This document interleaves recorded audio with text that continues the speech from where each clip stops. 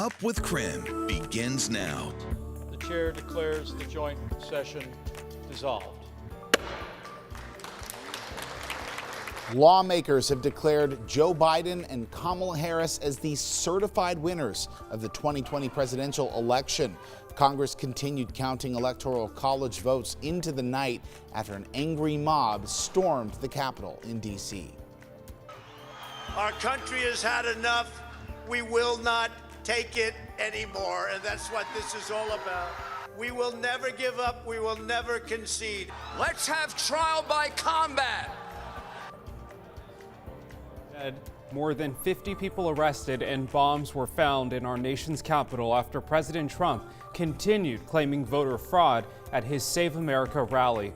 More on the breach of the Capitol coming up. And here in Washington, protesters made their way to Olympia and broke through the gate at the governor's mansion. We'll hear from the governor, who was inside with his wife at the time of the breach.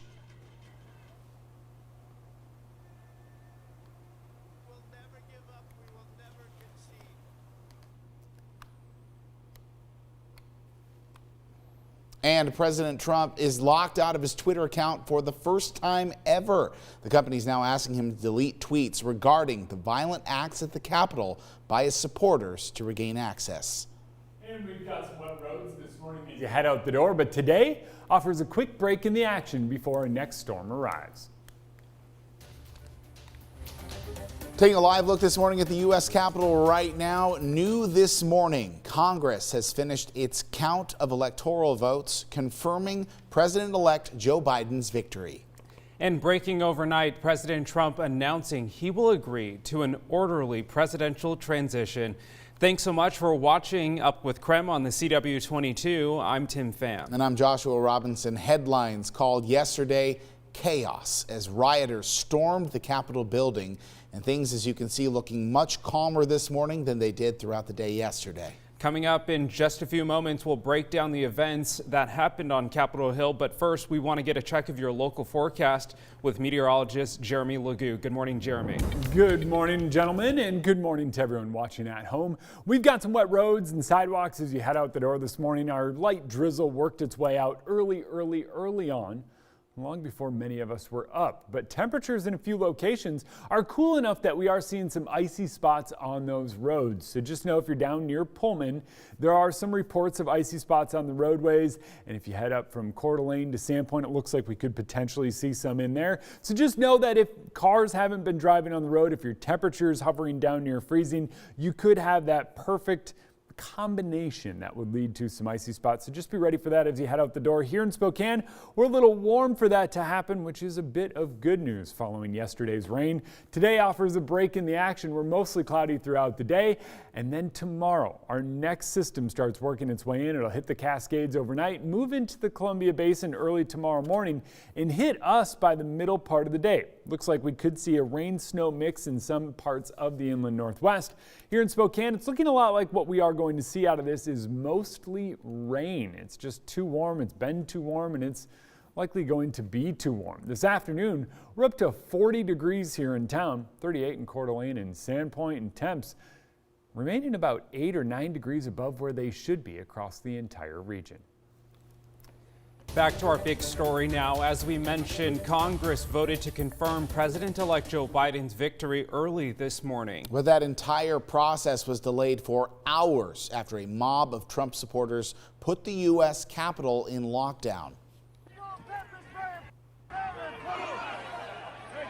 You're seeing just some of the startling images from yesterday, and according to CBS News, that violence began shortly after some Republicans objected to the electoral count. The Washington, D.C. National Guard was deployed in response to the riots. It's the first time the U.S. Capitol has been breached in over 200 years. An incredible new video to show you here this morning as we take live looks inside of the Capitol building. You can see the damage right now from photos obtained by Reuters showing the aftermath of the riots. You can see broken windows, you can see overturned furniture, and a number of scattered papers. Our team coverage continues now this morning. Jess Arnold from our sister station in D.C. joins us live this morning. Jess, what does it look like on Capitol Hill right now? Yeah, well, right now we have a line of different law enforcement agencies basically forming a perimeter around the Capitol. They filed in here right after curfew was lifted around 6 o'clock in the morning. In terms of crowds, though, we haven't really seen too many people coming out here yet. Just a few people with flags, others with hats supporting President Trump. We saw some people setting up some flags over there on the lawn behind that barricade that you can see behind me lining the street, but definitely much quieter than we saw happening yesterday afternoon. Hearing about preparations for that day and if it will look different now. Right. Well, with Inauguration Day, the mayor, of course, addressed that since that's coming up so soon. She extended that public emergency declaration to the day after Inauguration Day. That gives her the authority to be able to reinstitute a curfew if she feels it's necessary and take any other emergency measures to keep people in the area safe. Now, in regards to today, D.C. police are coordinating the law enforcement agencies. That's according to the D.C. police chief's press conference last night. And they said they plan to learn from what happened yesterday to make sure they don't see any similar events happen on Inauguration Day. And Jess, we're seeing just really stunning images from inside the Capitol this morning. New pictures just coming in. What are you hearing about what it will take to repair inside the Capitol building? Those reports are still kind of coming in, as you mentioned, those new pictures, because last night, as many of us went to sleep and are waking up, those representatives inside said they were just determined, despite any of the damage, to make sure that they carried on with democracy and certified those election results. So I think right now, this morning, that's what they're doing, taking stock of maybe what was taken and what was damaged. All right, Jess Arnold reporting live from Washington, D.C. Thank you so much for your reporting. At least 4 people died in yesterday's riots. One of them was shot by U.S. Capitol Police, and the others died during reported medical emergencies. 14 police officers were hurt, and at least 52 people have been arrested throughout the day. Police also reported that they had discovered 2 pipe bombs, one each outside of the Democratic and Republican national committees. At least 4 people who worked in the White House resigned following violent protests at the Capitol, including Stephanie Grisham, who was most recently the First Lady's chief of staff. Grisham was also one of Trump's longest-serving aides. She served as the White House press secretary but never held a press briefing. Meanwhile, new this morning, another one of President Trump's administration officials just resigned. According to the Associated Press, the president's former chief of staff, Mick Mulvaney, resigned as special U.S. envoy to Northern Ireland.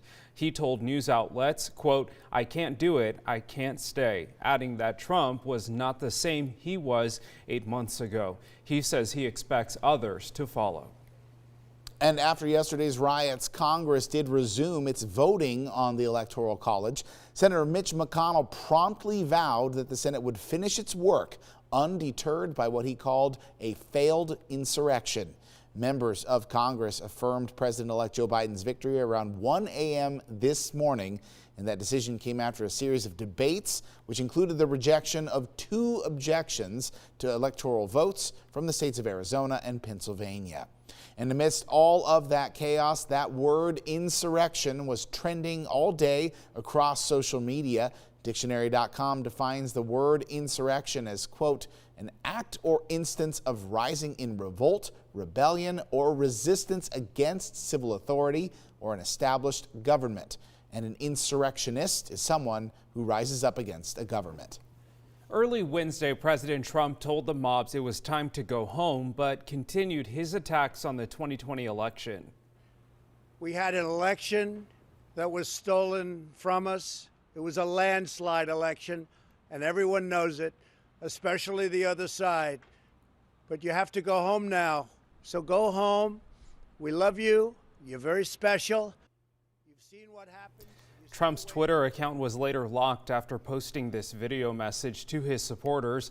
Early this morning, the White House released a statement from President Trump saying, though he disagrees with the outcome of the election, he promised an orderly transition on January 20th. Almost simultaneously, President-elect Joe Biden made this speech. At their best, the words of a president can inspire. At their worst, they can incite. To storm the Capitol, to smash windows, to occupy offices, the floor of the United States Senate, rummaging through desks, on the Capitol, on the House of Representatives, threatening the safety of duly elected officials. It's not protest, it's insurrection. Vice President Mike Pence made these comments when Congress returned to continue their vote count. To those who wreaked havoc in our Capitol today, you did not win. Violence never wins. Freedom wins. And this is still the people's house. May God bless all who serve here and those who protect this place. And may God bless the United States of America. Mike, let's get back to work.